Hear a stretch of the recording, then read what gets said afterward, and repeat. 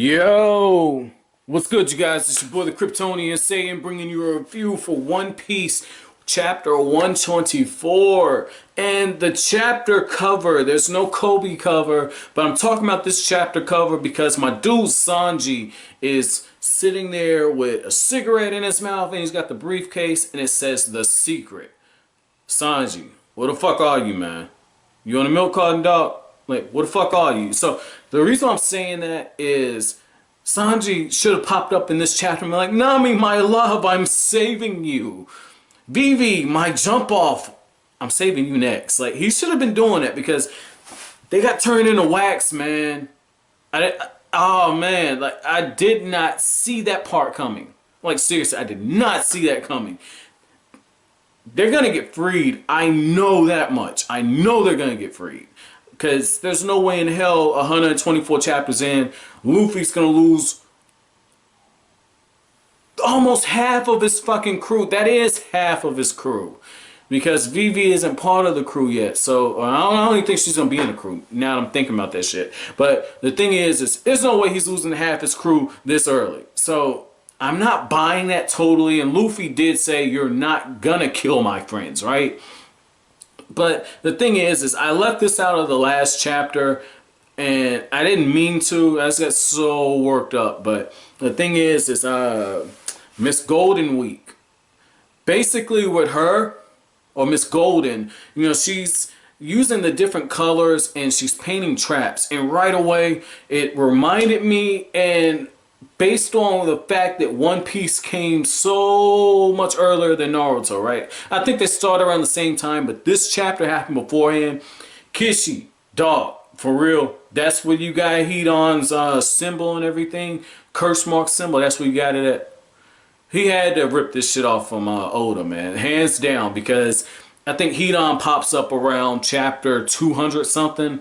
And for those of you who don't know, Hedon's got this symbol that he draws out of his own blood, similar to how Miss Golden draws symbols using paint, right? And anything that happens in it, it links them, and if Hedon stabs himself, then you get stabbed in the same area, right? And so with Luffy, she draws this black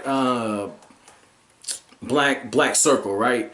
And black is for betrayal. And right there, and Luffy's like, I don't feel like saving you guys. And then she draws this yellow symbol on him, and it's laughter because Luffy steps out of it. And so he's like, I'm gonna save you guys. And it's like, no way in hell, right? And so when that one happens, I'm like, oh man, so we're going to see the different emotions, right? I was expecting her to draw blue for sadness, and it doesn't happen. At one point, Usopp actually bumps into him to rub it off, which is some pretty smart thinking. Even if it was a fluke, it's still pretty smart, and it just shows how the chemistry between this whole crew, everything happens for a reason. So I'm really enjoying that part. You know, everybody's playing off of each other. You know, either it be for comedy reasons with Nami and Zoro, or in this case with battle with Usopp and Luffy. And I'm not gonna lie, Usopp, man, like, damn dog, you took tail and you ran again.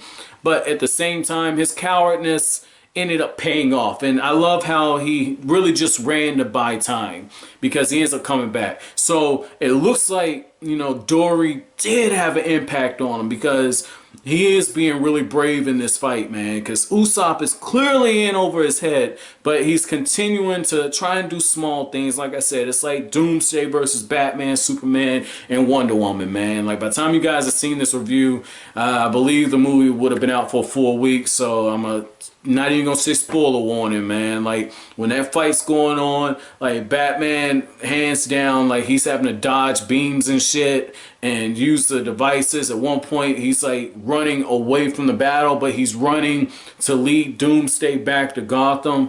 And it's this right here.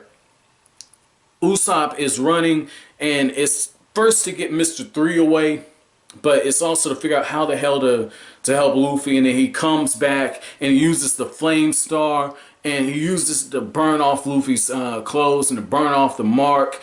That way Luffy can get dead serious, because Miss Golden ends up drawing green on him, and they have tea. And I love this right here, because this shot right here tells you that Luffy, while he wasn't in complete control of his body, he was very much aware of what was going on. And where's the shot on this? Because the facial expression, this was very right here.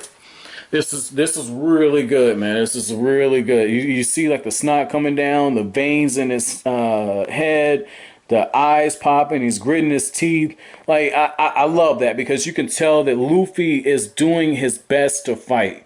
I thought that was pretty cool. Now, another thing that I felt like was definitely missed, okay, was Usopp and Mr. Five having a shootout, and fuck the exploding stars, right? And just like the different, slingshot uses he's got, I would have really loved to see the gunfight, because once Mr. 3 pulls out the gun, I'm thinking, damn, Usopp's father was a sharpshooter. This could be good. And if you give me a second, right? Like, it really reminded me of Solid Snake versus Revolver Ocelot, right? Where Snake was like, hey, this is Snake and Ocelot. And he's just got the gun and he's just pow, pow, pow. And the bullets, they're ricocheting. And he's trying to get to Metal Gear. But he really can't get to Metal Gear until he finds out the passcodes. And just the way that they're going back and forth, and like, I would have loved to see that, because Usopp, fires off a few of those slingshots, and I just would have really loved to see it.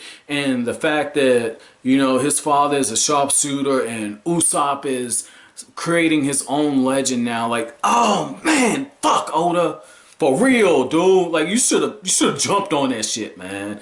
But maybe I'll see Usopp, using a pistol, or maybe he'll fucking use a slingshot and create his own legend, man. But really felt like that was missed. But basically at the end of this chapter, Luffy, it's getting real.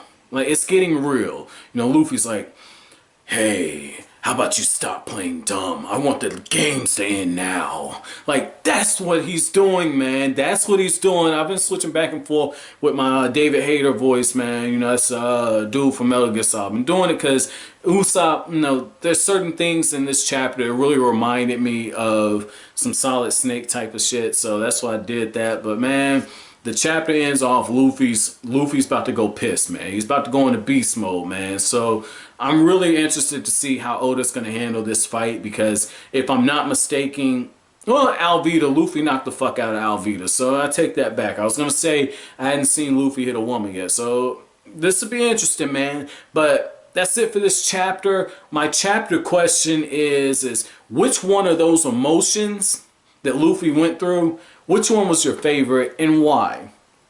And which one did you think deserved more screen time, if any? But man, that's it for this review. If you liked anything I had to say, as always, comment, rate, subscribe, share. I'll greatly appreciate it. That's it. Thanks for watching Kryptonian Saying. Have an awesome day.